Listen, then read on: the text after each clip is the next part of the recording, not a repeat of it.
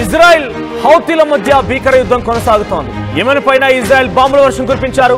తీర ప్రాంతం నగరం హొడడా పైన ఇజ్రాయెల్ దాడి చేసింది. యెమెన్ చమురు ట్యాంకర్ ధ్వంసం చేసింది. 30 యుద్ధ విమానాలతో ఇజ్రాయెల్ దాడికి తెరలేపింది. టెల్ అవీవ్లోని ఇంటర్నేషనల్ ఎయిర్పోర్ట్ పైన హౌతీల మిసైల్ దాడికి ప్రతీకారంగా ఇజ్రాయెల్ అటాక్ చేసింది. సో ఇటీవల కాలంలో టెల్ అవీవ్లోని ఒక ఇంటర్నేషనల్ ఎయిర్పోర్ట్ పైన దాని ఏఎండిగా చెప్తూ ఉంటారు. ఇంటర్నేషనల్ ఎయిర్పోర్ట్ పైన అటు హౌతీలు చేసినటువంటి దారుణానికి గాను ప్రతీకార దాడిగా ప్రెజెంట్ ఇజ్రాయెల్ కూడా దాడులకు తెరలేపింది. ఈ నేపథ్యంలోనే ఒక్కసారిగా హౌతీలు అల్లాడిపోతున్నారు. ముఖ్యంగా మరోవైపు యెమెన్ రాజధాని సనా పైన కూడా అమెరికా మెరుపు దాడులతో రెచ్చిపోయింది. సో ఒకవైపు నుంచి అమెరికా, మరోవైపు నుంచి ఇజ్రాయెల్, ఇరువైపుల నుంచి కూడా హౌతీలకి చుక్కలు చూపించారని చెప్పొచ్చు. ఎందుకంటే మనం ఇక్కడ హౌతీల గురించి ఎందుకు మాట్లాడాల్సి వస్తుంది, హౌతీలకు చుక్కలు అనే పదం ఎందుకు మాట్లాడుతున్నానంటే ఇదే హౌతీలు పాకిస్తాన్కి వెళ్ళి సపోర్ట్ చేశారు. పాకిస్తాన్ దగ్గర ఈ పహల్గామ్ దాడి ఘటన కంటే ఒక వారం రోజుల ముందు అక్కడ ర్యాలీలు చేశారు. అక్కడ పెద్ద ఎత్తున వారంతా కూడా మద్దతు కలబట్టి ఇప్పుడు కూడా పాకిస్తాన్ కనుక భారత్తో యుద్ధానికి దిగితే ఇది హౌతీలు అంతా కలిసి డైరెక్ట్గా మనకేం ఇబ్బంది లేదు. డైరెక్ట్గా హౌతీలకు మనకు అసలు భారత్కి ఎటువంటి భిన్నాభిప్రాయాలుగా ఎటువంటి విభేదాలు లేవు. కానీ అమెరికా మనకు సపోర్ట్ చేస్తోంది కాబట్టి హౌతీలకు మనం శత్రువుగా మారాం. ఇజ్రాయిల్ మనకు సపోర్ట్ చేస్తోంది కాబట్టి హౌతీలకు శత్రువులుగా మారాం. సో ఈ నేపథ్యంలో పాకిస్తాన్ వైపు నుంచి కూడా పాకిస్తాన్లోకి ఎంట్రీ ఇచ్చి పాకిస్తాన్లో వారితో కలిసి ఇక్కడ హౌతీలు కూడా ఒక టెర్రర్ గ్రూప్ అని చెప్పొచ్చు. హౌతీలు కూడా ఒక టెర్రర్ గ్రూపే.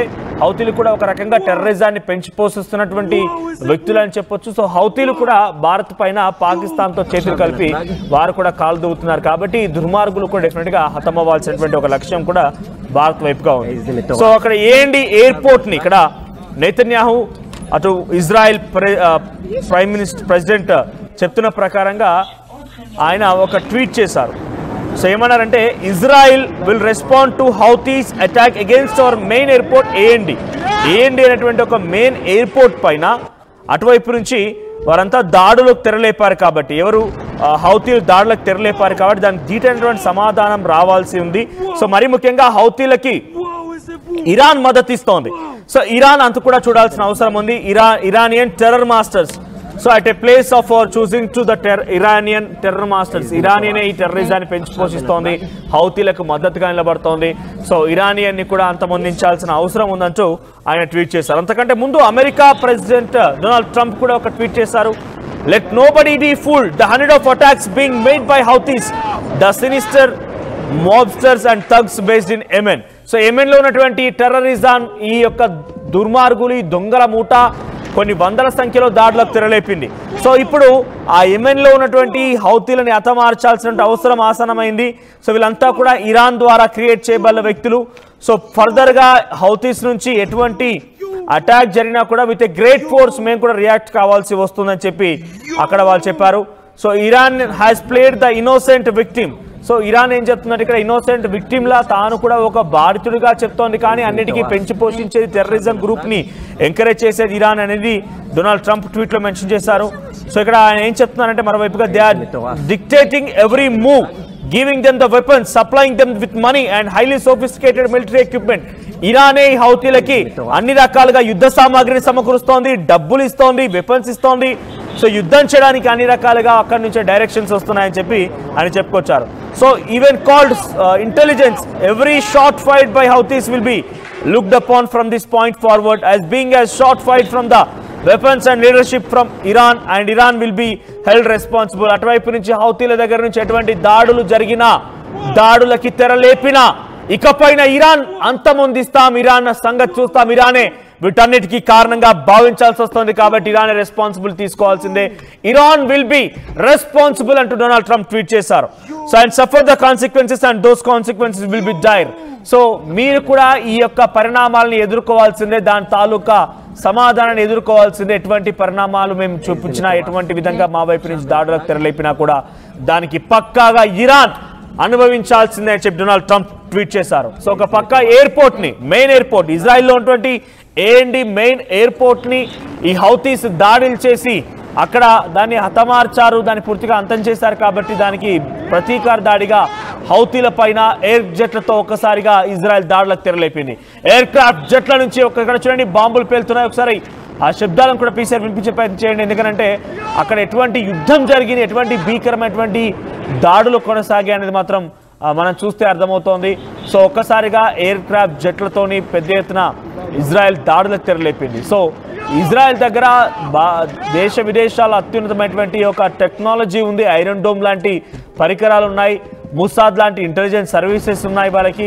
సో ఎటువంటి విధంగా అయినా కూడా శత్రువులపై ఏ రకంగా ఢీకొనాలి, శత్రువులను ఏ రకంగా దెబ్బ కొట్టాలి, శత్రువులను ఏ రకంగా హతమార్చాలనేది ఎప్పటికప్పుడు ముసాద్ అనేటువంటి సంస్థ ప్రభుత్వానికి నివేదికలు, సూచనలు, సలహాలు ఇస్తూ ఉంటుంది. దాని ఆధారితంగానే గతంలో అటు గాజాలో, ఇరాన్లో పేజర్లు పేలిపోవడం లాంటి కానివ్వండి దాడులకు తెరలేపడానికి ఇప్పుడు కూడా చూడండి, హౌతీలు ఏండి ఎయిర్పోర్ట్ పైన దాడి చేశారో లేదో వెంటనే తిరుగు దాడి చేసి హౌతీలను హతమార్చిన సుమారుగా 40 మందికి పైగా హౌతీలు మరణించినట్టుగా తెలుస్తోంది.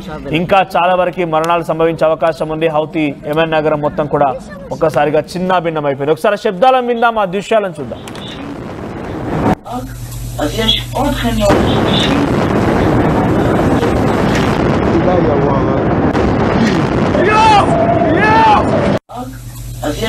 חניון שלישי.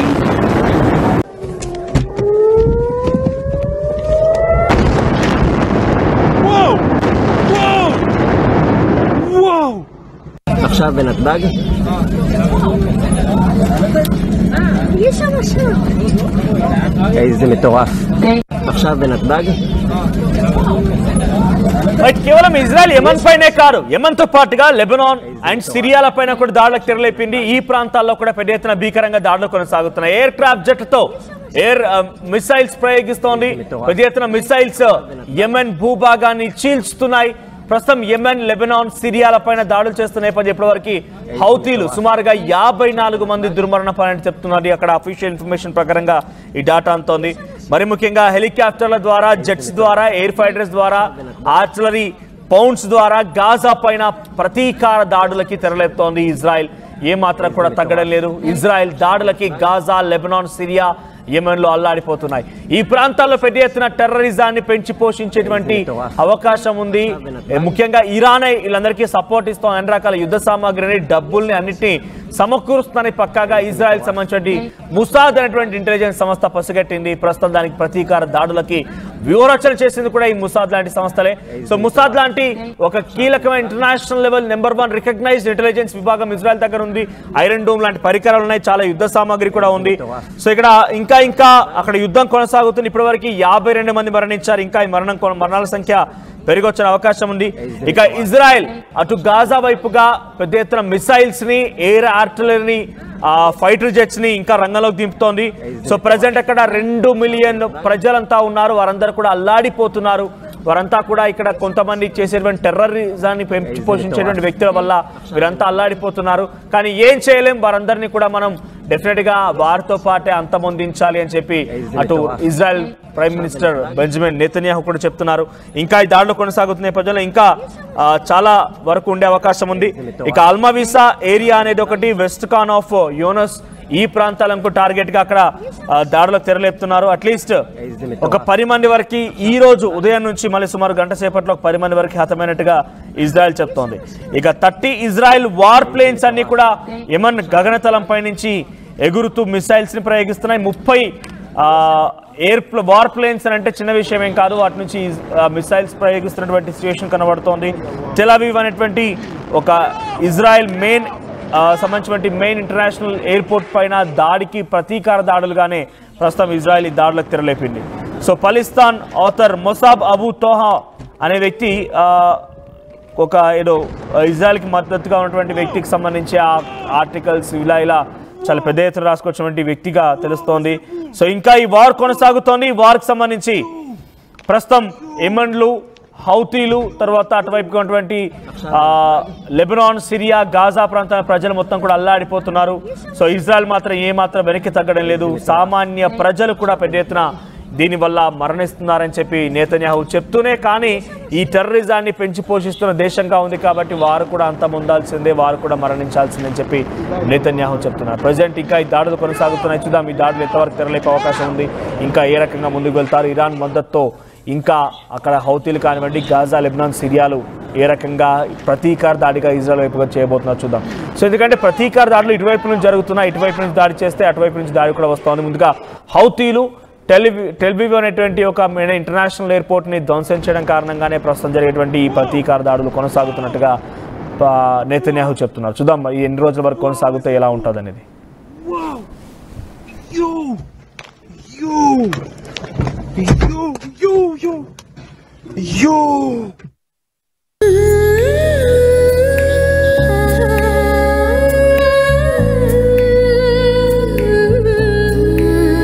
Gokulam Signature Jewels,